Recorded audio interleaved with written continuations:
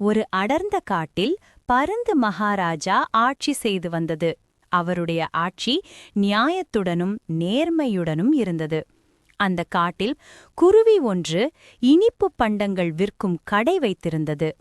குருவியின் கடை மிகவும் சுவையாகவும் தரமாகவும் இருந்ததால் அள்ளி கொடுத்தாரும் தீராத கூட்டம் வரும். வியாபாரம் மிகவும் செழிப்பாக நடந்தது. அதே காட்டில் காகம் ஒன்றும் இதே போன்ற கடை வைத்திருந்தது. ஆனால் அதன் சுவை அவ்வளவு சிறப்பாக இல்லாததால் கடையின் வியாபாரம் மிகவும் மந்தமாக இருந்தது. காகம் எப்போதும் குருவியின் கடையையே பார்த்து பொறாமை கொண்டது. எப்படியாவது இந்த குருவியின் வியாபாரத்தை கெடுத்து நாம் தான் அந்த காட்டில் நம்பர் 1 கடைக்காரனாக ஆக வேண்டும் என்று தீய எண்ணத்துடன் சூழ்ச்சி செய்ய திட்டமிட்டது. ஒரு நாள் குருவி தன் கடையில் இல்லாத நேரம் பார்த்து காகம் இருள் சூழ்ந்த நேரத்தில் அங்கு வந்தது. தான் திட்டமிட்டபடி யாரும் அறியாமல் குருவியின் கடைக்கு நெருப்பு வைத்தது. கடையிலிருந்த பல சரக்குகள், கூரை எல்லாமே தீயில் மழமழவென்று எரிந்து நாசமாயின. திரும்பி வந்த குருவி தன் கடையைக் கண்டு அதிர்ச்சியில் உறைந்து போனது. கடையின் மிச்சங்கள் கருகிப்போய் சாம்பலாக இருந்தன. ஐயோ, என் உழைப்பு முழுவதும் வீணாகிவிட்டதே, யார் இந்த கொடூரத்தை செய்தது என்று துக்கம் தாங்காமல் அழுதது. என்ன நடந்தது என்றே தெரியாமல் குழம்பிய குருவி உடனே பறந்து மகாராஜாவிடம் முறையிடச் சென்றது. பருந்து மகாராஜாவின் முன் நின்ற குருவி கண்ணீருடன் நடந்ததைச் சொன்னது. மகாராஜா அவர்களே, என் கடையை யாரோ எரித்து விட்டார்கள், எனக்கு நீதி வேண்டும் என்று கெஞ்சியது. உடனே மகாராஜா தன் நம்பிக்கைக்குரிய 2 வீரர்களை அழைத்து உடனே காட்டுக்குள் சென்று இந்த கடை எரிப்புக்கு காரணமானவர்களை கண்டுபிடித்து அழைத்து வாருங்கள் என்று கட்டளையிட்டார். வீரர்கள் காட்டுக்குள் விசாரணையைத் தொடங்கினர். குருவியின் கடை எரிந்த நேரத்தில் அதிகாலையில் கடை வைத்திருந்த ஒரே பறவை அந்த காகம்தான்.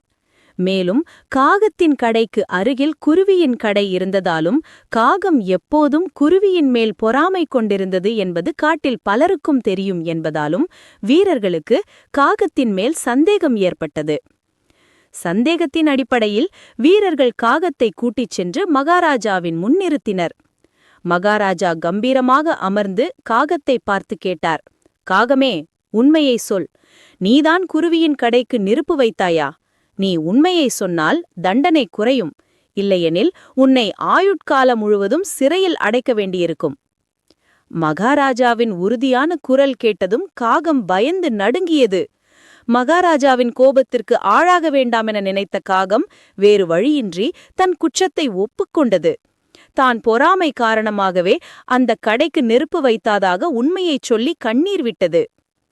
உண்மையை கேட்ட மகாராஜாவுக்கு கோபம் வந்தது. பொறாமையினால் பிறருக்கு தீங்கு விளைவிப்பது மன்னிக்க முடியாத குற்றம். இது உன் பேராசைக்கும் சூழ்ச்சிக்கும் கிடைத்த தண்டனை என்று கூறி அந்த காகத்தை சிறையில் அடைக்க உத்தரவிட்டார். பிறகு குருவியிடம் மகாராஜா சொன்னார். கவலைப்படாதே குருவியே, உன் உழைப்பு வீணாக நான் விடமாட்டேன் என்று ஆறுதல் கூறி அரசு கஜானாவிலிருந்து போதுமான பணத்தை கொடுத்து மறுபடியும் நீ நல்ல கடை வைத்து உன் வியாபாரத்தை தொடங்கு என்று ஆசீர்வதித்தார். குருவி மகிழ்ந்தடைந்து மகாராஜாவுக்கு நன்றி கூறி புதிய கடையை திறக்கச் சென்றது. காட்டில் நீதி நிலைநாட்டப்பட்டதை அறிந்த மற்ற பறவைகளும் நிம்மதியடைந்தன. நீதி: தவறு செய்தவர்கள் யாராக இருந்தாலும் தண்டிக்கப்பட வேண்டும். நமது சேனலை சப்ஸ்கிரைப் செய்யாமலே நிறைய பேர் பார்க்கிறீர்கள். அதனால் நமது சேனலை சப்ஸ்கிரைப் செய்யுங்கள். இப்படிக்கு உங்கள் பருந்து மகாராஜா. நன்றி.